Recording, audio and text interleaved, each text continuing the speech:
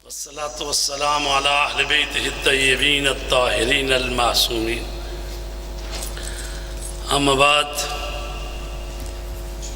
فقد قال الله تبارك وتعالى في كتابه المجيد والفرقان الحميد وقوله الحق: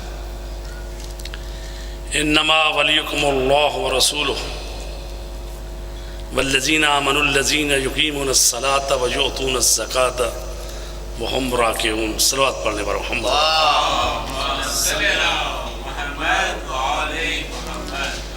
عزیزان گرامی، خداوند عالم آپ سب کی اطاعت اور بندگی کو قبول فرمائے. ماہ مبارک رمضان تقریباً اپنے انتہائی لمحات پر پہنچا ہوا ہے، یہ کہوں یا کہ عروج پر پہنچ گیا ہے.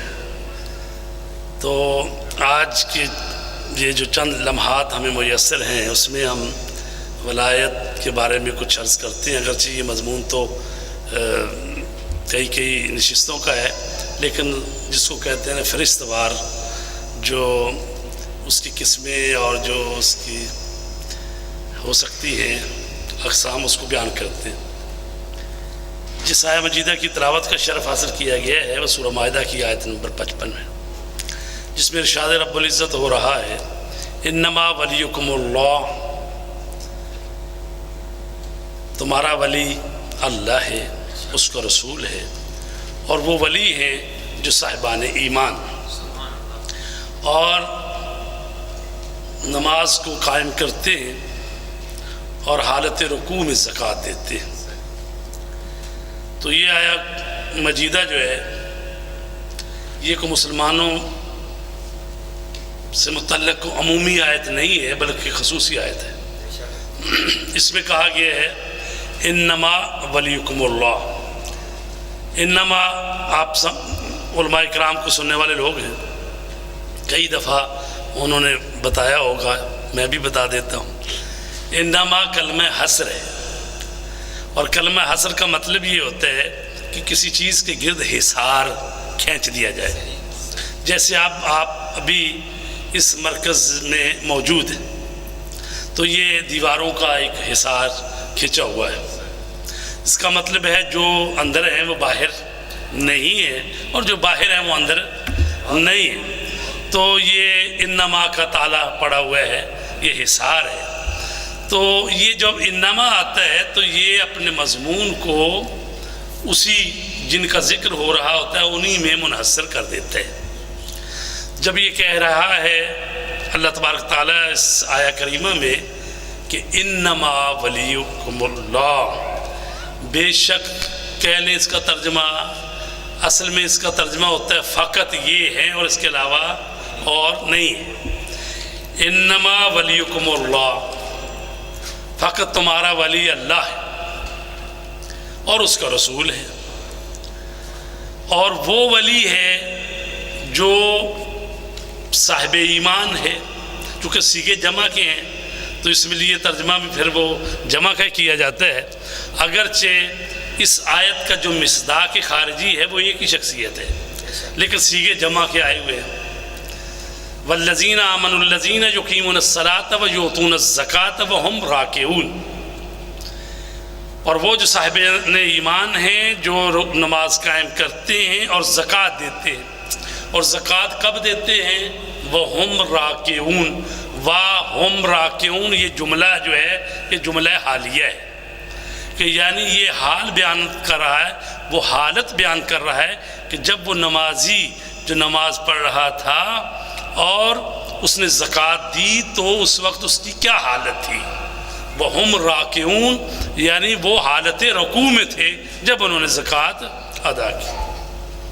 تو عزیزان گرامی، شان نزول کا بھی آپ کو علم ہے، یہ دہرائی جاتی ہیں باتیں بار بار کہ ایک تو یہ ہے کہ ذکر میں ہی عبادت ہے، اور پھر دوسری چیز ہے کہ بھئی جو نیا مومنین بھی شامل ہوتے رہتے ہیں، جوان جن کو نہیں واقعے کا پتہ چل جائے. تو ایک سائل آ گیا مسجد نبوی میں اور اس نے کہا کہ میری مدد کیجیے۔ لوگ اپنی اپنی نمازیں پڑھ رہے تھے، اور نماز ظہر سے پہلے جو نفل پڑھے جاتے ہیں وہ پڑھ رہے تھے۔ 8 نفل ہوتے ہیں نا، تو نفل اپنے اپنے پڑھ رہے تھے، ابھی باجماع نماز قائم نہیں ہوئی تھی۔ تو وہ جب سائل آیا تو اس نے کہا مجھے حاجت ہے اور میری کوئی مدد کر دے، اور ظاہر اپنی اپنی نمازیں پڑھ رہے تھے لوگ۔ اب اس نے دوسری مرتبہ کہا، پھر تیسری مرتبہ کہا۔ جب تیسری مرتبہ کہا تو اس نے کہا اے اللہ گوار ہے، میں تیرے نبی کی مسجد سے خالی جا رہا ہوں۔ جب اتنا کہا تو اس وقت مولا کائنات علیہ السلام جو نماز پڑھ رہے تھے تو وہ رکوع تک پہنچ گئے۔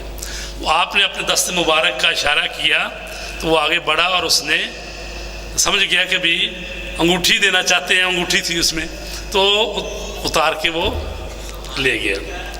تو اللہ تبارک تعالیٰ کو یہ اتنا پسند آیا یہ مولا علیہ السلام کا یہ کام، تو اللہ نے یہ آیت بنا کے قرآن مجید میں نازل کر دی، اور بتا دیا کہ تمہارا ولی اللہ ہے، اس کا رسول ہے، اور وہ ولی ہے جو حالت رکوع میں زکوٰۃ دیتا ہے۔ تو عزیزان گرامی، یہ کوئی ایسی بات نہیں ہے کہ کوئی کہے کہ فقہی مسئلہ ہے کہ بھی لوگ پہلے بھی نماز پڑھتے ہوئے زکوٰۃ دیا کرتے تھے، یہ مستحب ہے یا واجب ہے۔ نہ واجب ہے نہ مستحب ہے، بلکہ ہو سکتا ہے کہ اگر کوئی کام شروع کر دے تو اس کی نماز ہی خراب ہو جائے۔ مطلب یہ ہے کہ ہر بندہ تو نہیں کر سکتا۔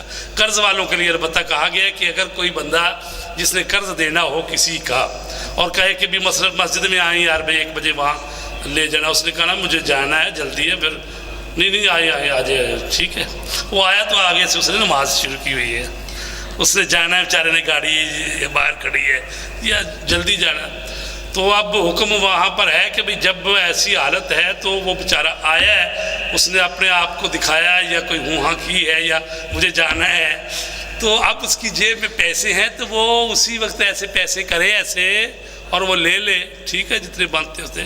تو یعنی قرض ادا کرنے کی اتنی کی گئی ہے سفارش۔ تو یہ نہیں کہا گیا کہ زکوٰۃ آپ جب دیں تو آپ نماز بھی پڑھتے رہے ساتھ ساتھ لوگوں کو زکوٰۃ بھی دیتے رہے، نہیں، ایسی کوئی بات نہیں ہے، نہیں فقہ میں کوئی ایسا معاملہ نہیں ہے۔ تو لہٰذا کوئی کہے کہ بھی جی پہلے بھی ہوتا تھا یہ کام تو علی نے کر دیا تو کون سا انہوں کا کام ہے، ایسی بات نہیں ہے۔ تو لہٰذا یہ جس کی شان میں نازل ہوئی ہے وہ ایک ہی شخصیت ہے اور کوئی نہیں ہے۔ اگرچہ کہتے ہیں بعض بندوں نے کسی کو پٹی پڑھائی کہ بھائی میں پڑھا کروں گا نماز، تم آنا، تو اس نے 30 دفعہ یا 40 دفعہ ٹرائی کی ہے اس نے۔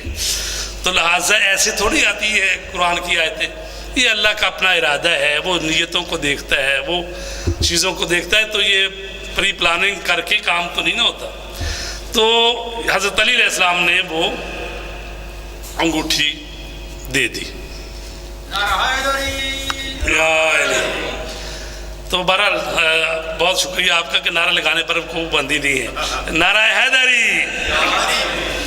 تو ولایت جو ہے وہ اس کی حقیقت کیا ہے؟ ولایت ولی کے مادے سے ہے، واو لام اور یا۔ ولی کے معنی ہوتے ہیں کہ 2 چیزیں ایک دوسرے کے قریب ہوں کہ ان کے درمیان فاصلہ نہ رہے، تو کہا جائے گا مثلا زید اور عمر ساتھ بالکل جڑ کے بیٹھے ہوئے ہیں تو کہا جائے گا زید عمر کا ولی ہے، عمر زید کا ولی ہے، درمیان میں فاصلہ نہ ہو، ٹھیک ہے۔ تو ولی اس کو کہتے ہیں جو اللہ کے قریب ہو جائے، اس کو ولی کہتے ہیں۔ جو جتنا جتنا زیادہ اللہ کے قریب ہوگا اتنی ہی اس کی ولایت بڑھتی جائے گی، یہاں تک کہ مرتبہ ایک وہ آ جائے گا کہ ثم دنا فتدلی فکان قاب قوسین او ادنی، یعنی قرب کی منزلوں میں اتنا قریب ہوا کہ وہ تیر کمان کا فاصلہ ہی اس سے کم، تو یعنی جتنا قریب ہو اتنا ولی ہو جائے گا اللہ کا۔ تو عہدہ جو ہے نا نبوت اور امامت یہ ختم ہو گئے۔ نبوت 1,24,000 انبیاء آئے اور آخری رسول پاک تھے، اور امام 12 ہیں، 11 گزر گئے، 12ویں کا دور ہے، ٹھیک ہے، 13واں بھی ہو نہیں سکتا، نائب امام تو ہو سکتے ہیں، امام نہیں ہو سکتا معصوم، ٹھیک ہے، لیکن ولی جو ہیں ولی ہو سکتے ہیں، جو بھی کوشش کرے اللہ کی بارگاہ میں عبادت اور ریاضت کرے اور اپنے آپ کو خالص اللہ کا بندہ بناتا جائے، جتنا جتنا وہ بناتا جائے گا اتنا اتنا وہ ولی ہوتا جائے گا، حتیٰ کہ ایک منزل آ جائے گی کہ پھر وہ اس سے کرامتیں ظاہر ہونا شروع ہو جائے گی۔ تو ولایت جو ہے اس کے متعلق امام محمد باقر علیہ السلام نے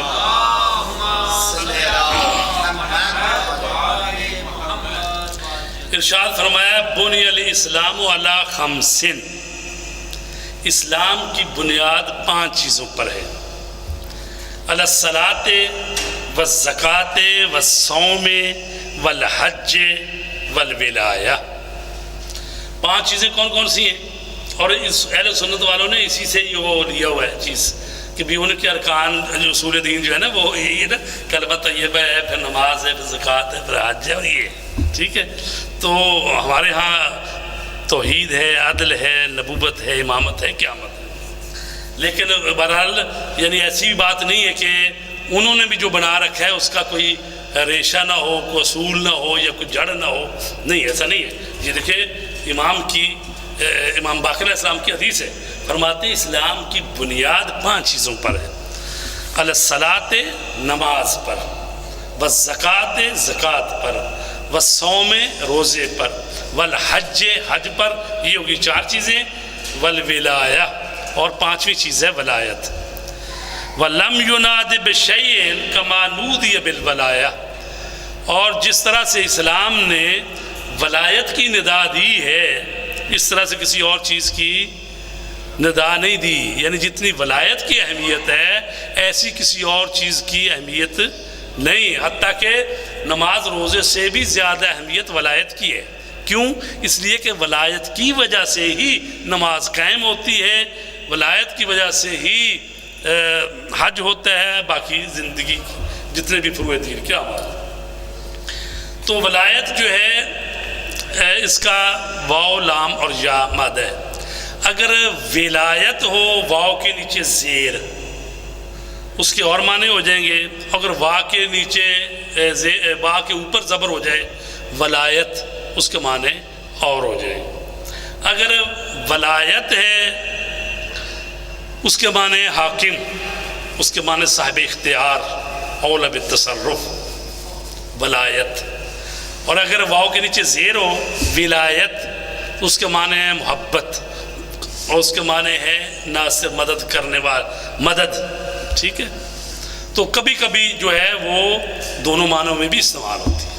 تو یہ دقیق ایک بات ہے کبھی، اور جس سے زبردست جو ہوتا ہے اس کا ہاتھ اوپر ہی ہوتا ہے، ٹھیک ہے۔ ولایت اوپر زبر ہے، تو یعنی اس سے جو معنی مانتے ہیں وہ بھی زبردست کے ہے، جو تسلط جس کا ہو، جو حاکم ہو، جو آپ کے نفسوں پر تصرف رکھتا ہو، ٹھیک ہے۔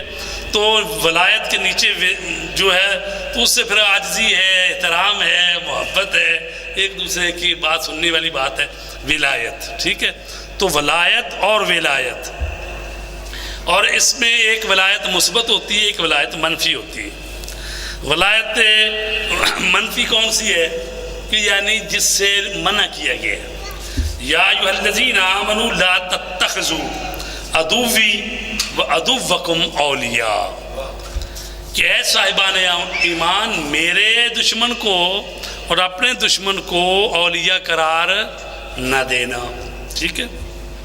ایک اور بھی ہے، یا ایھا الذین آمنوا لا تتخذوا الیہود والانصار اولیاء، وہ بھی ہے، ٹھیک ہے۔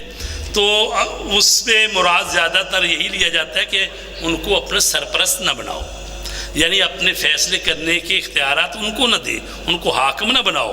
دوسرے جو معنی ہیں ولایت کے یعنی دوستی کے، وہ تو جہاں پہ آپ رہ رہے ہیں تو کہا گیا ہمسایوں کے بھی تعلقات اچھے رکھیں۔ تو اگر آپ اس ملک میں رہ رہے ہیں تو ہمارے ہمسائے کبھی یہودی ہیں، کبھی عیسائی ہیں، کبھی سکھ ہیں، کبھی ہندو ہیں، کبھی کوئی، تو ہمسایوں کے اس قاعدے کے تحت وہ تو کہا گیا کافر بھی آپ کے ہمسائے ہوں تو اس کے ساتھ بھی تعلقات اچھے رکھو۔ تو لہٰذا تعلقات رکھنا، دوستی رکھنا اور ان کے ساتھ لین دین کرنا، کاروبار کرنا، یہ تو ممنوع نہیں ہے، لیکن ان کو اپنے سر پر چڑھا لینا، یعنی ان کو اپنا حاکم بنا لینا، اپنے فیصلے ان کے ہاتھ میں دے دینا، یہ ٹھیک نہیں ہے، یہ منع کیا گیا ہے۔ تو کہا گیا جو میرے دشمن ہیں اور تمہارے دشمن ہیں ان کو اولیاء نہ بناؤ۔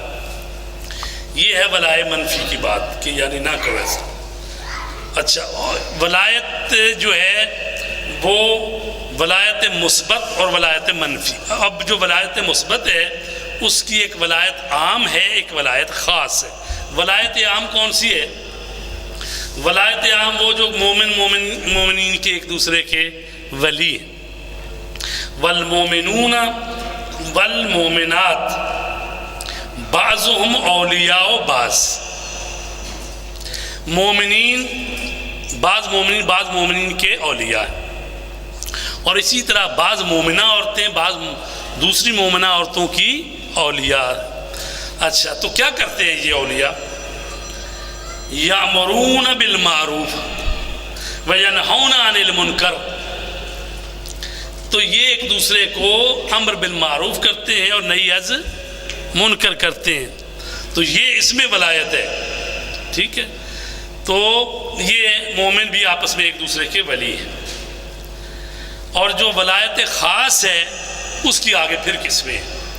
اس میں سے پہلی قسم ہے ولایت محبت، ولائے محبت، اور وہ قرآن مجید میں ہے قُلْ لَا أَسْأَلُكُمْ عَلَيْهِ أَجْرًا إِلَّا الْمَوَدَّةَ فِي الْقُرْبَى.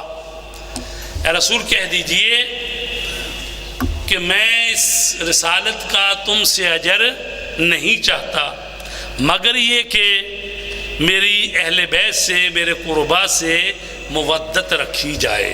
ٹھیک ہے، تو یہ پہلے تو کہا کہ میں تم سے کوئی سوال نہیں کرتا. اس کا بھی شان نزول بیان کیا گیا ہے کہ بعض صحابہ کرام کچھ اپنا مال وال اکٹھا کر کے لائے کہ آپ نے بڑی زحمت کی ہے، آپ نے بڑی محنت کی ہے، تو ہم چاہتے ہیں آپ کی خدمت میں کچھ ہدیہ پیش کریں. تو اس پر فرمایا گیا ہے کہ مجھے یہ ہدیہ نہیں چاہیے، کیونکہ جب میں آیا اللہ کی طرف سے ہوں، ٹھیک ہے، تو اللہ کی طرف سے آیا ہوں تو میرا اجر بھی اللہ پر ہے.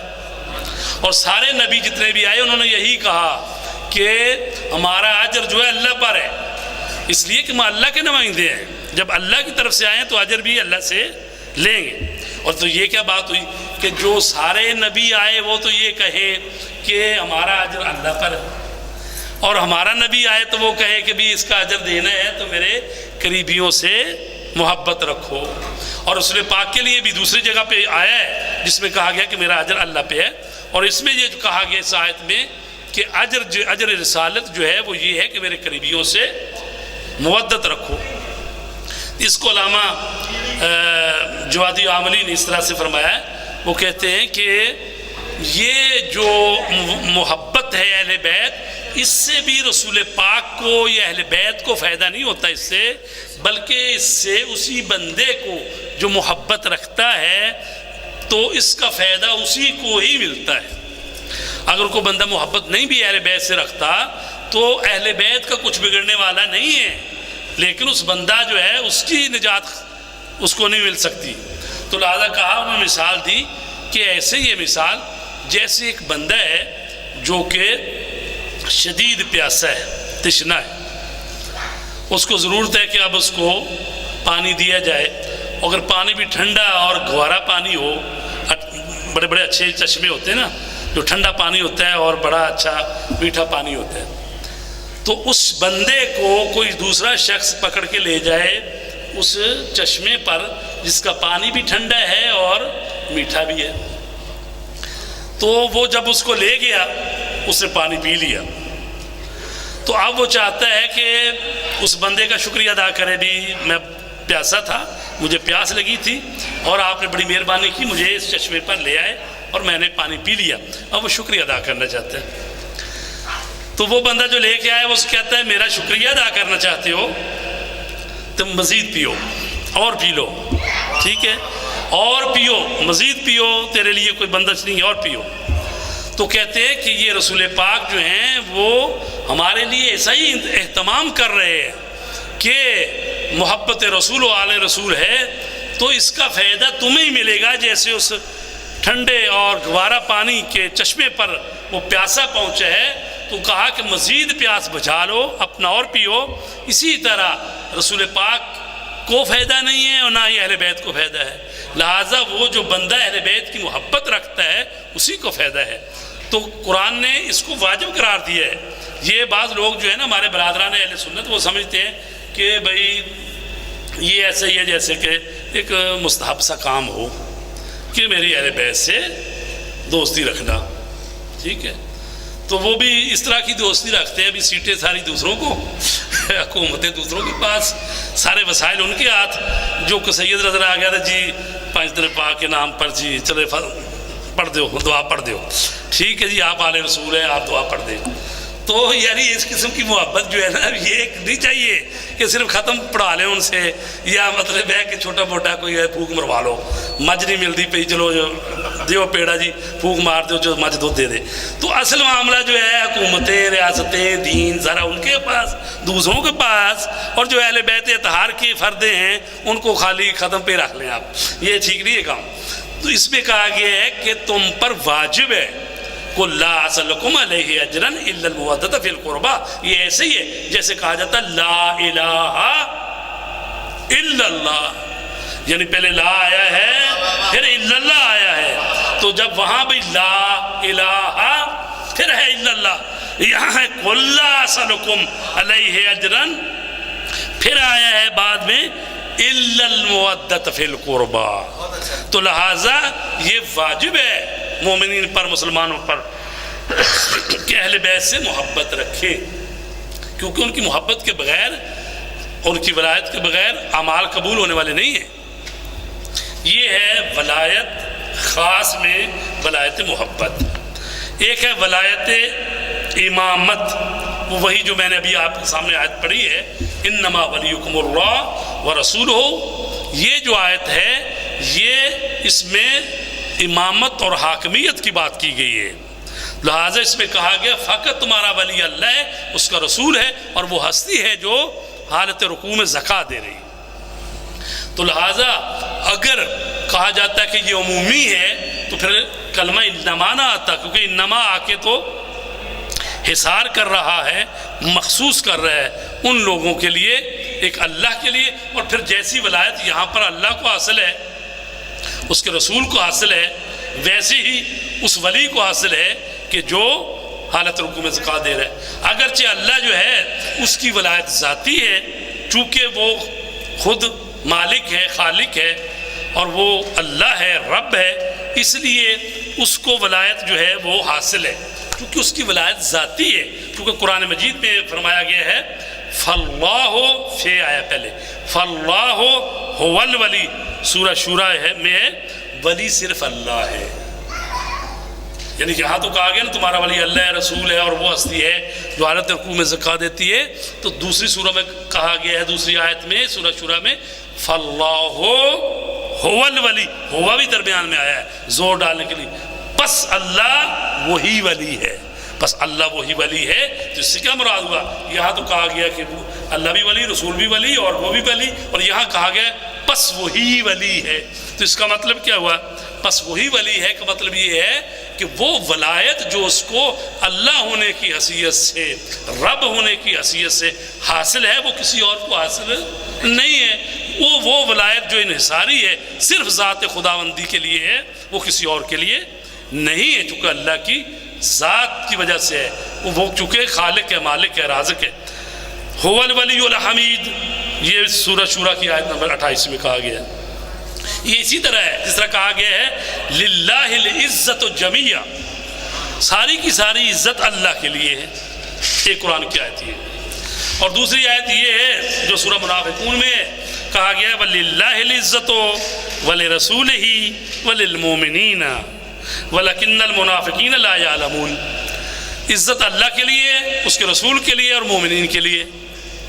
تو پس اس کا مطلب یہ ہوا کہ جہاں صرف اللہ کی بات کی جاتی ہے تو اس کا مطلب یہ ہوتا ہے کہ چونکہ وہ اللہ ہے، اس کو یعنی کسی نے ولایت نہیں دی، اس کی ولایت خود اس کی ذاتی ہے.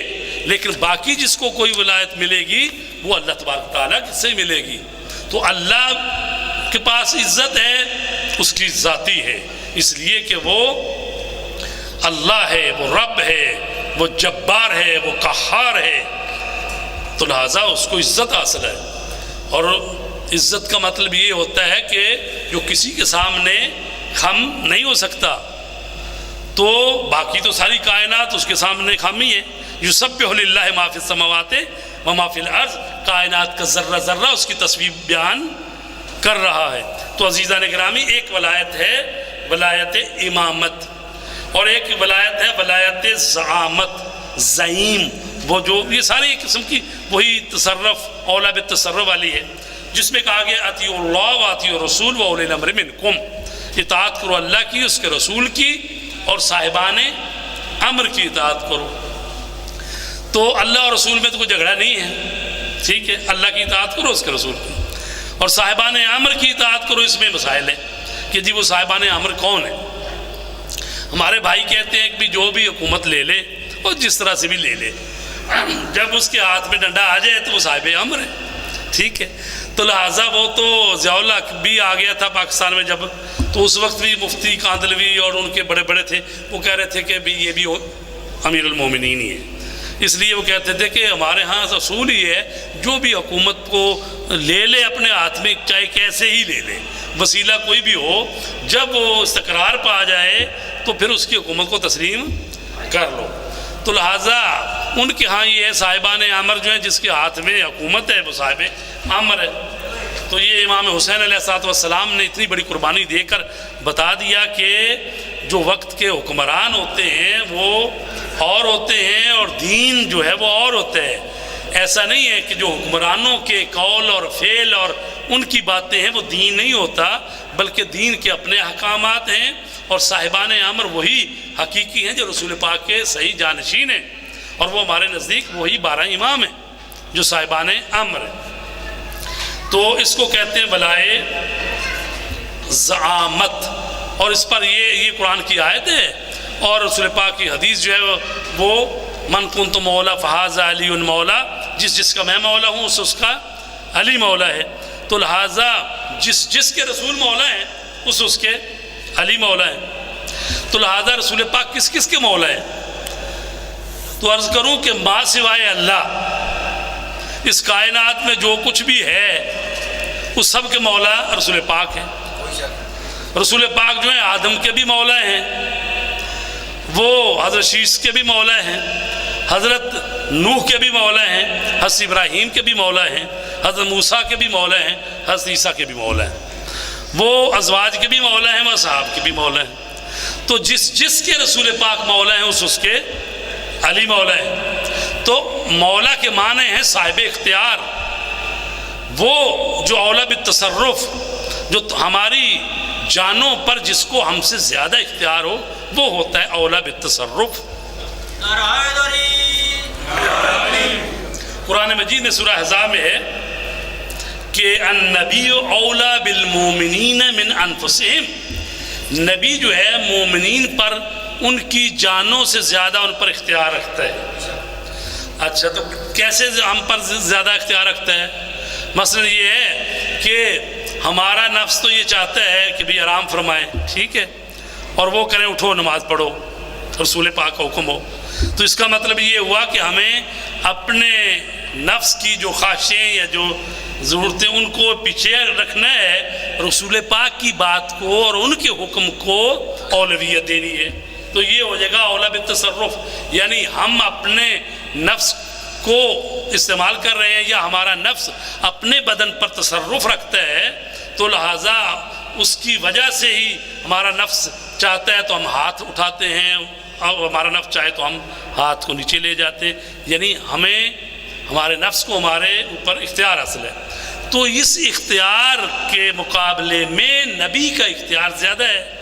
ابھی رسول پاک کہیں کہ اپنے کسی صحابی کو کہ جاؤ لڑنے کے لیے جاؤ، اور اس کا دل نہیں چاہ رہا جانے کو، ٹھیک ہے، اس کے خواہش یہ ہے کہ آرام سے ادھر ہی رہوں، نہ جاؤں لڑنے کے لیے، مارا جاؤں گا مثلا یا شہید ہو جاؤں گا، ٹھیک ہے. تو رسول پاک کہہ نہیں جاؤ لڑنے کے لیے. تو اولا بالتصرف کا مطلب کیا ہوا کہ یعنی آپ کی جان جو ہے اس پر بھی رسول پاک کو اختیار حاصل ہے کہ اگر وہ حکم دے کہ جاؤ جا کے لڑو، اور اگر تم مارے بھی جاؤ تو کوئی بات نہیں، شہید ہو جاؤ گے. تو اس کا مطلب ہے رسول پاک کو ہماری جانوں پر زیادہ ہم سے اختیار حاصل ہے. تو لہٰذا اس کے معنی ولایت تصرف جو ہے، ولایت تصرف اس کو کس کو حاصل ہے؟ رسول پاک کو حاصل ہے.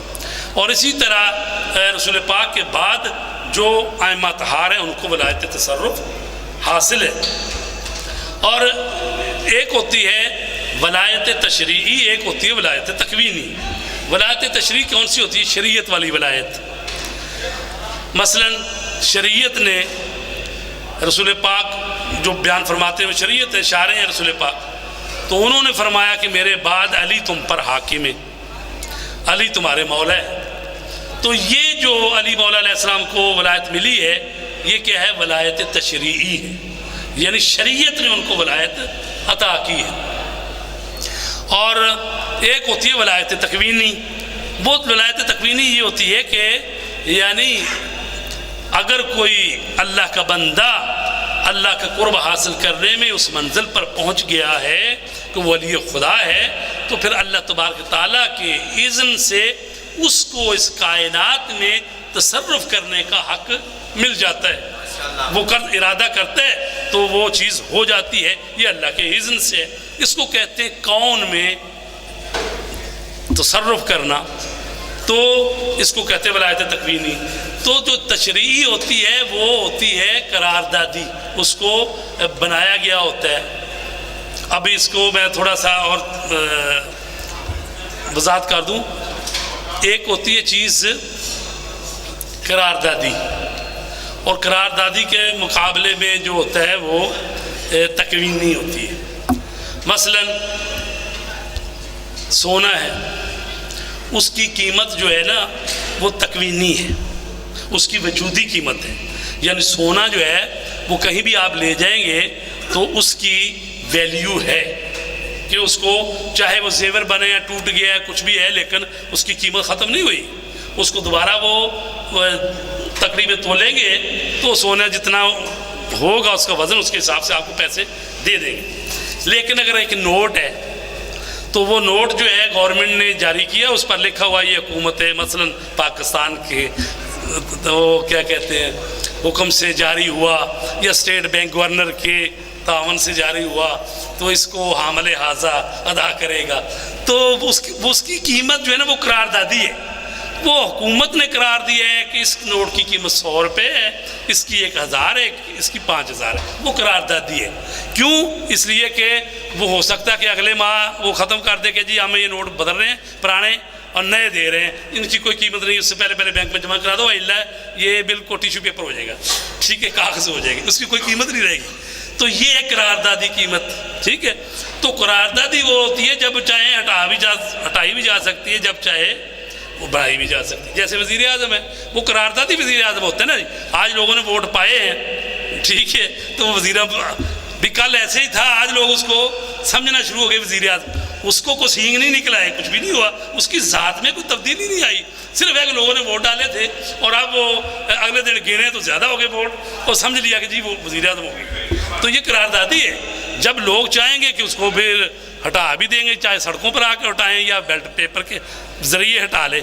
تو یہ ایک قراردادی ہوتا ہے. تکوینی کا مطلب ہوتا ہے کہ اس کے وجود میں ایک صلاحیت ایسی پیدا ہو گئی ہے کہ اس کی صلاحیت وجودی ہے، وہ ختم نہیں ہو سکتی. جب تک وہ وجود ہے اس میں صلاحیت ہے. اس کو کہتے ہیں تکوینی. تو لہٰذا تشریعی جو ہوتی ہے جو شریعت نے قرار دی ہوئی ہے، تو تکوینی کا مطلب ہے کہ اس کی شخصیت میں ایک ایسی چیز پیدا ہو گئی ہے، ایسی صلاحیت پیدا ہو گئی ہے کہ اب وہ یہ کام کر سکتے. تو عزیزان گرامی، یہ جو ولایت ہے اس میں چونکہ ٹائم بھی بہت تھوڑا رہ گیا ہے، تو میں نے کہا تھا کہ ولایت کے بارے میں خاص خبریں سنانی ہیں آپ کو. اگر ایک چیز کو صحیح طریقے سے پورا کرے تو پھر تو گھنٹہ ڈیڑھ ایک کے لیے چاہیے.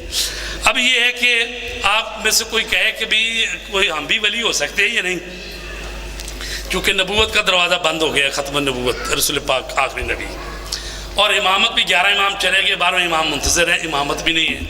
ولایت ہے کہ اگر اس کو آپ حاصل کر سکتے ہیں. تو ولایت جو ہے کہ وہ کس طرح سے حاصل کی جائے، کوئی بندہ ولی ہو سکتا ہے؟ بعض لوگ کہتے ہیں کہ بھی یہ شیعوں کے تو ہاں ولی ہوتے ہی نہیں ہیں، ولی تو ہمارے ہیں. ٹھیک ہے.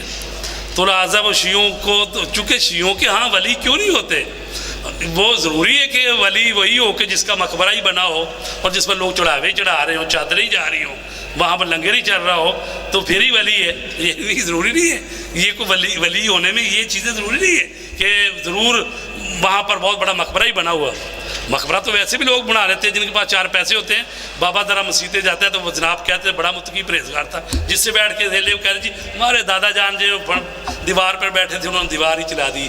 تو اس قسم کی بہت ساری کہانیاں بنا لیتے ہیں لوگ، ساتھ وہ انہوں نے مقبرہ بنایا ہوتا ہے۔ تو لہٰذا مقبرہ کوئی حیثیت نہیں رکھتا، اصل مطلب یہ ہے کہ وہ بندہ جو ہے، یہاں پر مجھے ایک بات یاد آ گئی، کسی نے کہا کہ جناب ایک عارف سے کہ آپ اللہ کے ولی ہیں، آپ سے ہم نے کبھی کرامت نہیں دیکھی۔ اس نے کہا یہ بتاؤ کہ جب سے تم میرے پاس آئے ہو یا میرے نزدیک ہو کبھی تم نے دیکھا کہ میں نے کوئی غیر شرعی کام کیا ہو؟ اس نے کہا یہ تو میں نے نہیں دیکھا، میں نے کبھی نماز قضا کی ہو یا روزہ نہ رکھا ہو یا میں کسی پر ظلم کیا ہو یا۔ تو اس نے کہا نہیں جی میں نے آپ سے کوئی غیر شرعی کام کبھی نہیں دیکھا۔ اس نے کہا ولایت اور کیا ہوتی ہے؟ یعنی جو بندہ صراط مستقیم پر چل رہا ہے اور اللہ کی نافرمانی نہیں کر رہا تو وہ ولی ہے۔ وہ ضروری نہیں اس کا جبہ کبا اور وہ کوئی بڑا مزار ہی بنا ہو۔ تو ہمارے جتنے بھی علماء مجتہد مراجع گزرے ہیں الحمدللہ سارے ولی خدا ہیں، اس لیے کہ جب ان کی زندگی 70 سال 80 سال 90 سال اللہ کی اطاعت و بندگی میں گزار دیتے ہیں تو وہ سارے اولیاء اللہ میں سے ہیں۔ تو لہٰذا ولایت حاصل کرنے کے لیے پہلی سیڑھی کون سی ہے؟ پہلی سیڑھی یہ ہے تقوی اور پرہیزگاری کی، کہ انسان تقوی اختیار کرے، متقی پرہیزگار ہو جائے۔ تو اللہ کہتا ہے ان تتقوا اللہ یجعل لکم فرقان، اگر تم تقوی اختیار کرو گے تو تمہارے لیے فرقان قرار دیا جائے گا۔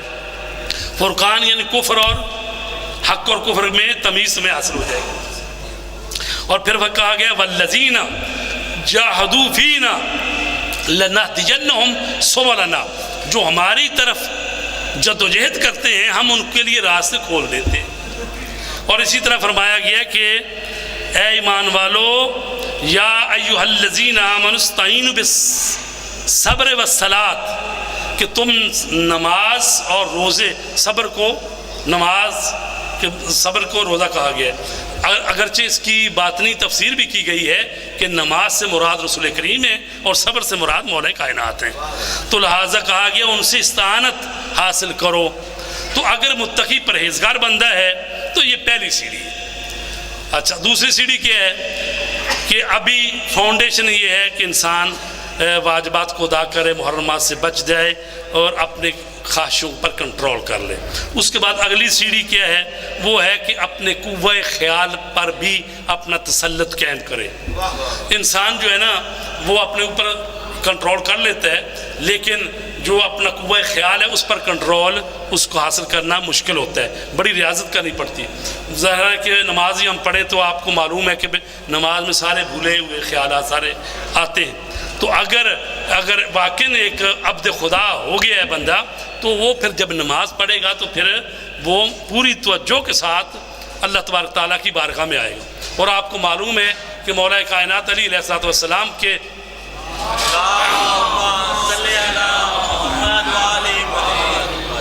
پائے مبارک میں تیر کا جو پھل تھا وہ لگا ہوا تھا، اور جب نکالنے لگتے ہڈی میں پیوست ہوا تھا، اور جب نکالنے لگتے تھے تو کافی تکلیف ہوتی تھی۔ تو وہ جراح جو آیا تھا نکالنے کے لیے، رسول پاک نے فرمایا علی کو نماز میں کھڑا ہونے دو، جب نماز پڑھیں تو اس وقت نکالو۔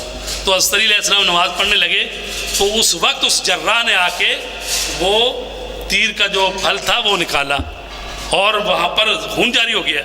تو مولا علی علیہ السلام اس توجہ سے نماز پڑھ رہے تھے۔ یا امام زین العابدین کا واقعہ ملتا ہے کہ بیٹا جو ہے کنویں میں گر گیا ہے تو گھر میں وہ جیسے ظاہر ایمرجنسی ہو جائے تو اس کو بچے کو باندھا بوندھا گیا، جراح آیا، وہ اس کو پٹی وٹی باندھی گئی، اس کی بازو یعنی ہاتھ ٹوٹ گئی تھی۔ تو امام جو ہیں اپنے نماز پڑھ رہے تھے، وہ ایسے محو تھے نماز میں، اور بعد میں آ کر جب دیکھا کہا کہ کیا ہوا بچے کو، کہا کہ جی اس کی ہڈی ٹوٹ گئی۔